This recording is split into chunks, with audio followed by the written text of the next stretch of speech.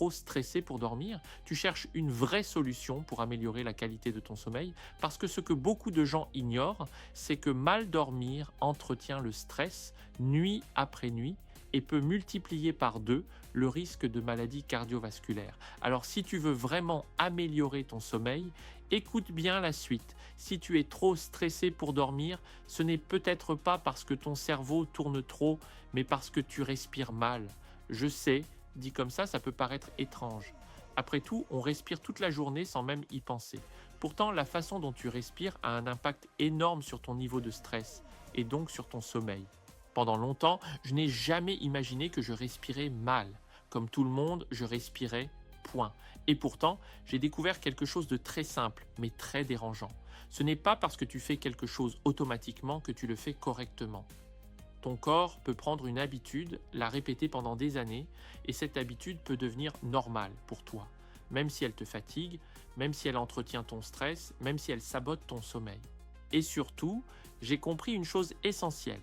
Les mauvaises habitudes respiratoires de la journée se prolongent la nuit. C'est comme une empreinte. Si toute la journée tu respires court, vite en haut de la poitrine, ton système nerveux reste en mode tension. Donc le soir, même si tu te poses dans ton lit, ton corps continue sur la même trajectoire. Et quand la respiration est mauvaise la nuit, le sommeil perd une grande partie de son pouvoir réparateur parce que ton corps n'entre jamais complètement dans cet état profond de relâchement. Une respiration rapide et superficielle peut déclencher ce qu'on appelle la réponse de stress, le mode alerte. C'est un mécanisme ancien.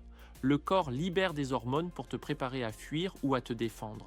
Sauf qu'aujourd'hui, le danger n'est pas un prédateur, c'est souvent un mental trop chargé, une journée trop tendue, une inquiétude, une pression. Et si ta respiration ressemble à celle d'une personne en danger, ton cerveau conclut « Ok, on reste sur nos gardes ». Résultat, tu es au lit, mais ton corps, lui, est encore au travail. Imagine la scène. Tu te couches après une journée fatigante, stressante, chargée mentalement. Tu t'allonges, mais ta respiration reste courte, rapide, agitée. Sans t'en rendre compte, ton corps interprète ça comme un signal de danger. Résultat, il reste excité, en vigilance, alors que toi, tu voudrais juste dormir. Et plus tu n'arrives pas à t'endormir, plus l'anxiété monte. Plus l'anxiété monte, plus le cortisol augmente. Et plus le cortisol est élevé, moins le sommeil peut s'installer. Le cercle vicieux est en place. Avec le temps, j'ai identifié ce que j'appelle 6 mauvaises habitudes respiratoires, que je vois chez énormément de personnes, et que j'avais moi-même. Les comprendre et les corriger a profondément amélioré mon sommeil. La première erreur, c'est tout simplement de prendre la respiration pour acquise. La respiration est l'une des fonctions les plus vitales du corps. Elle permet de transformer l'énergie, d'apaiser l'anxiété, de réduire le stress, de soutenir l'immunité, d'acheminer les nutriments vers les cellules et d'éliminer les déchets. Rien que ça. Alors pourquoi la traiter comme quelque chose de secondaire ? Je ne parle pas de tout révolutionner. De petits ajustements peuvent produire de grands effets, surtout avec l'âge. Le premier changement est mental.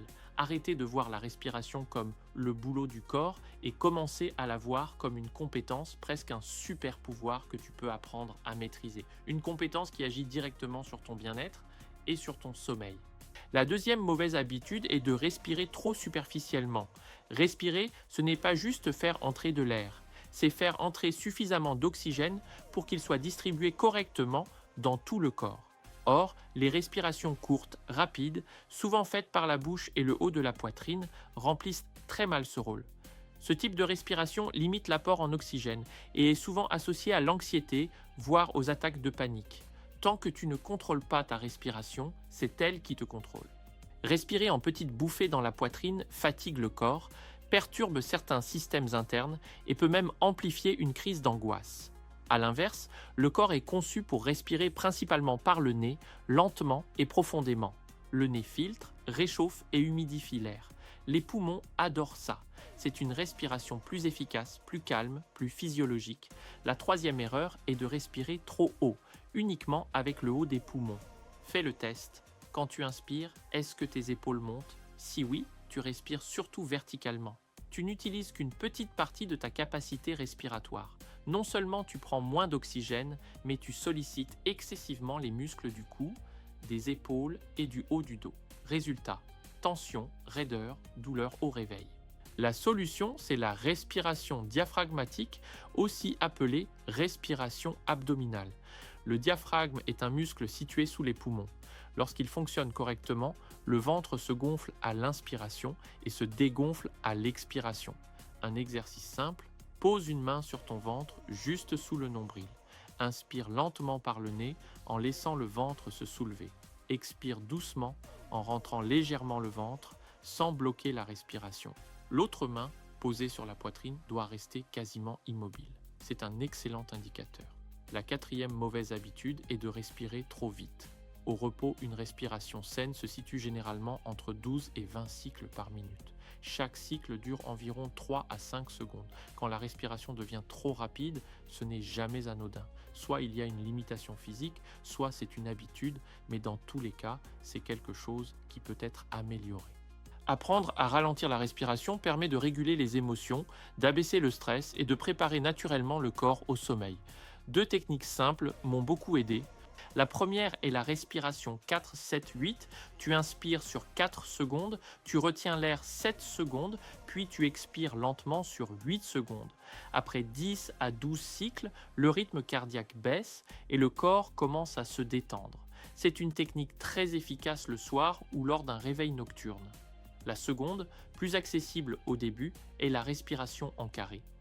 Inspire sur 4 secondes, retiens 4 secondes, expire 4 secondes, puis reste poumon vide 4 secondes avant de recommencer. Tout tourne autour du chiffre 4, simple mais très apaisant. La 5e mauvaise habitude est de respirer par la bouche. La bouche est faite pour manger, pas pour respirer. Respirer par la bouche assèche la gorge, irrite les muqueuses et fragilise les défenses naturelles. Cela laisse littéralement la porte ouverte à tout ce qui traîne dans l'air.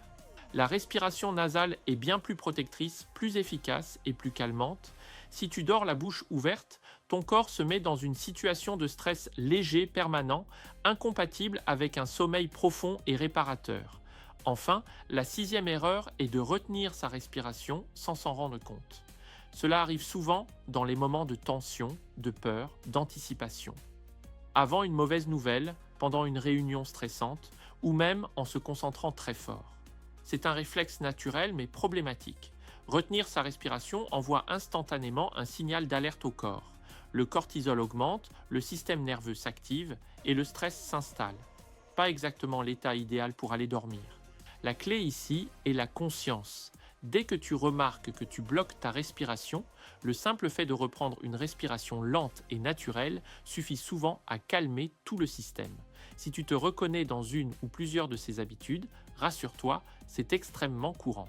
Moi aussi, j'en cumulais plusieurs sans m'en rendre compte. Mais en travaillant simplement sur ma respiration, j'ai profondément amélioré la qualité de mon sommeil, mon niveau d'énergie et mon apaisement général.